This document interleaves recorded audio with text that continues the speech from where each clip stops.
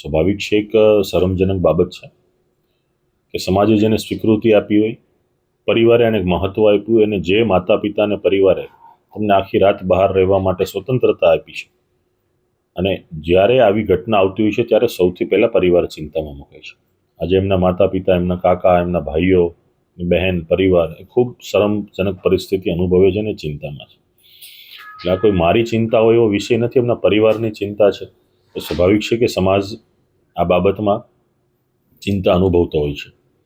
જ્યારે કોઈ પણ જાહેર જીવનની વ્યક્તિ હોતી હોય છે, એની દરેક બાબતની પબ્લિકમાં જે પણ વધારે વ્યક્તિ જતી હોય છે એની નોંધ લેવાતી હોય છે.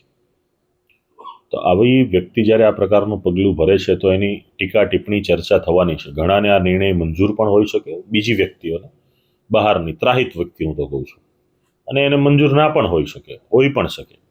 પણ મંજૂર કે ના મંજૂરનો વિષય એના પરિવારે નક્કી કરવાનો છે. ત્યારે એના પરિવારને આ વસ્તુ પસંદ પણ નથી, ખૂબ ચિંતામાં પણ છે, અને પોતાના જે પણ પ્રયાસો કરવાનો પ્રયાસ પણ કરે છે.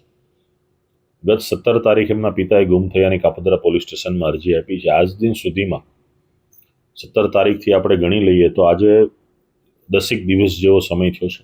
10 દિવસના સમયગાળામાં પરિવારને મળવું નહીં, વાતચીત ન કરવી, તો જે આપણને જન્મ આપે છે એવા માતા પિતાથી પણ આપણે જો વાતચીત કે દૂર રહેતા હોય અને મળી પણ ન શકતા હોય તો એ ખૂબ ગંભીર પરિસ્થિતિ ઊભી થઈ ગણાય.